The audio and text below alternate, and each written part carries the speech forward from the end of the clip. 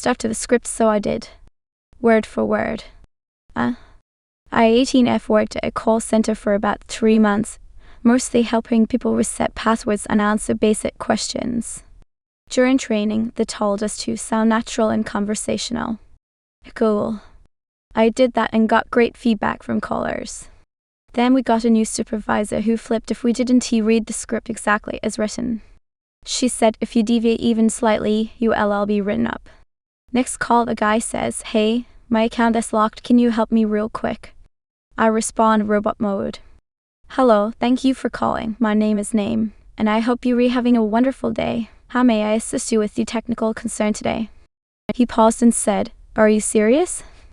I kept going exactly word for word. Even the weird fake empathy lines like, "I completely understand how frustrating this unique situation must feel." Mid-call, my supervisor walked by and actually stopped to listen. She tilted her head, looked confused, and asked after the call, "Why were you talking like that?" I just said, "You told me to stick to the script." She didn't have a comeback.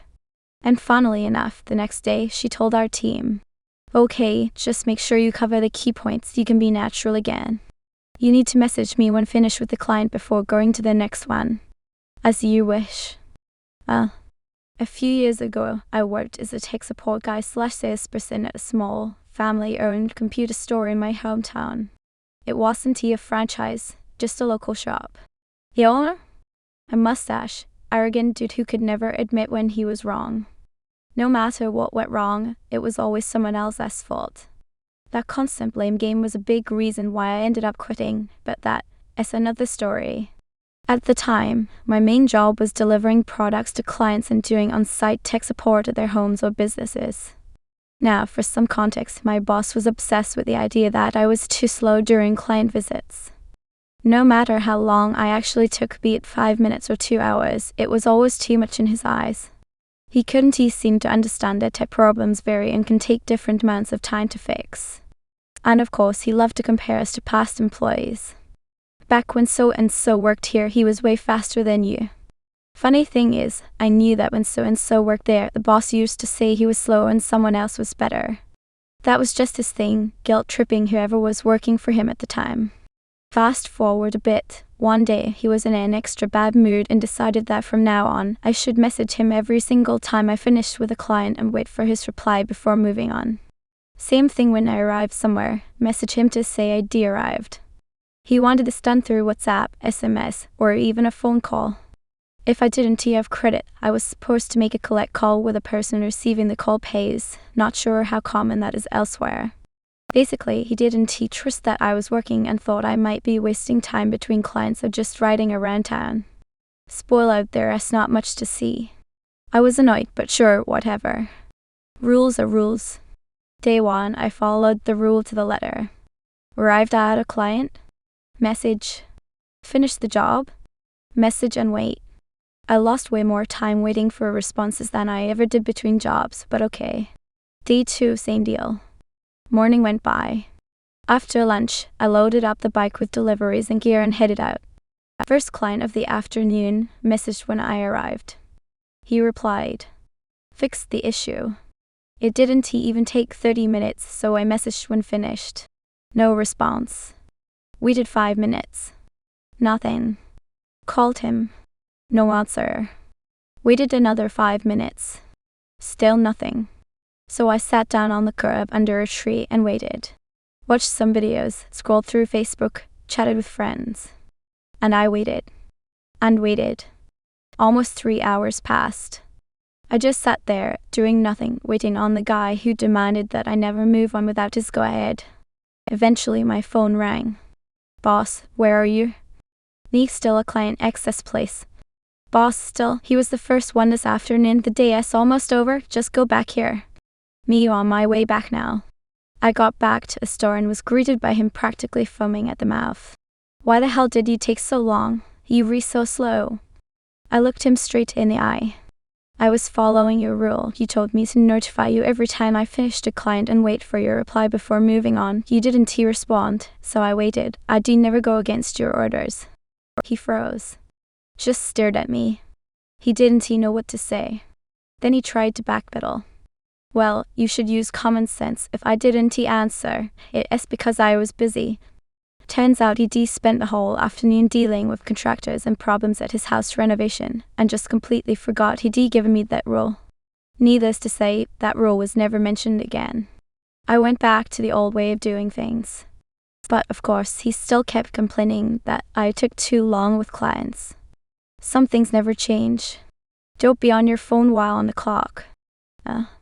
This happened a while ago, but it's my favorite and most genius MaliciousCompliance I've committed. I was working for a site work/excavation company as a laborer on a pipe crew. I'm not a phone at work kind of guy. I don't like texting all day while at work, and I'm not that involved in social media, so all I would use it for was to pull it out of my pocket to real quick to check the time. Foreman I was working with said I can't be on my phone while on the clock. I told him I'm not on my phone, I'm just looking at the time. He responded that if I wanted to look at the time to get a watch. I went to like 5 pawn shops until I saw a relatively cheap pocket watch and bought the shit out of it. Next workday, I overly exaggerated my efforts to look at the time, making it look like I was trying to hide phone use. Of course, my foreman jumped right down my throat. I told you no phone even to check the time. It's not my phone, it's my new pocket watch, I said with a shit-eating grin. He ceased as he walked away. Never bothered me about anything else, and I went back to my usual crew shortly after, and it was no longer an issue. Just Scrub Harder, by user Sloan McCor. This happened years ago when I worked as dishwasher/semi-janitor for a bakery. Essentially, my job description was just to clean. One day someone spilled raspberry filling all over the wall underneath the hand washing station. My boss asked me to scrape off the excess and sanitize, so I did that.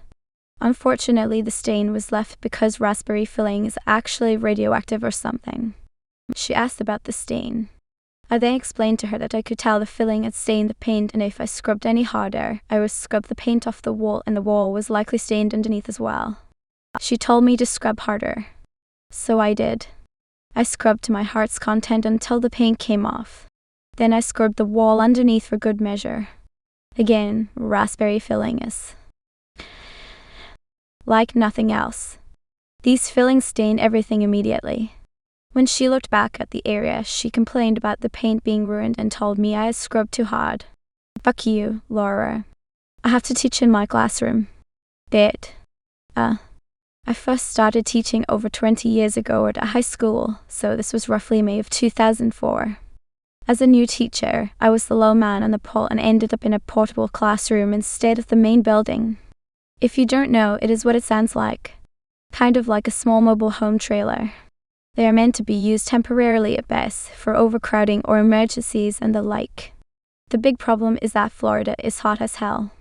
We have 2 seasons, summer and hot summer. This particular year, our AC in the portable couldn't keep up. The insulation in the building had been damaged in a hurricane the previous year and had not been repaired yet. As a result of those 2 things, it was hotter inside the portable than it was outside in the shade with a breeze. So I said fuck it and moved class outside and taught math in a courtyard for a few days. One of the assistant principals saw us and asked to see me later. He asked why I was teaching outside, and I explained. Teach in your classroom. I tried to negotiate. What if the front office has my cell number? What about the media center? Can I teach there? Teach in your assigned classroom. Bet. That weekend, I went to the home improvement store. I bought a 50-gallon trash can, a large standing fan, a small pump, and some copper tubing. I rigged it up so the chilled water would be pulled through the tubing that was zip-tied to the front of the fan. Then Monday I went to work early and got a bunch of ice from the cafeteria to put in the trash can. I filled the cooler with water and dumped that in there with the ice.